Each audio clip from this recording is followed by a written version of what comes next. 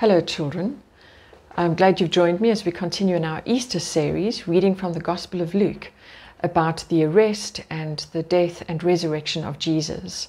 And in our Bible lesson today we're going to see how Jesus is found guilty on trial and how he is crucified. Now, Jesus was accused of treason by the Jewish religious leaders, which in those days was a crime deserving of death. Treason is when a person says that they are the king instead of the emperor or the king who is ruling. So Jesus was on trial before the Jewish religious leaders and before Pontius Pilate, who was the Roman magistrate.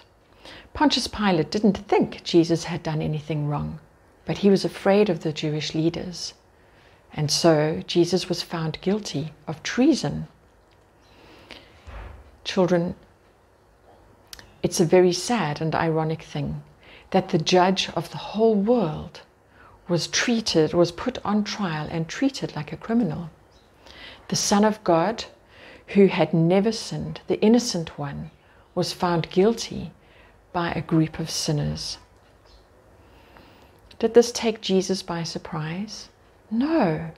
Long before Jesus Christ, the Son of God, came to the very earth he had made in the form of a baby, long before that, Isaiah had written that the Lamb of God would die for sinners at the hands of sinners. This was part of God's plan to save his people. And so Jesus was led off to die on a cross. This is how they punished criminals in the Roman Empire. Two other men, both criminals, were led off with Jesus to Golgotha, or the place of the skull.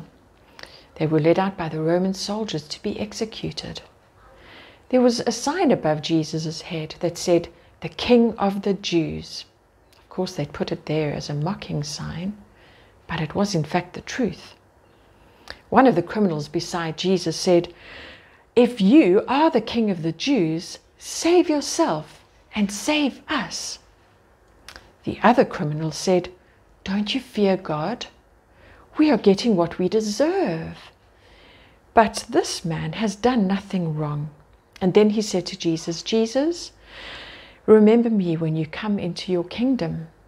And Jesus said, "Truly, I tell you, today you will be with me in paradise." And join me for the next Bible lesson when we will see what happened when Jesus died on the cross.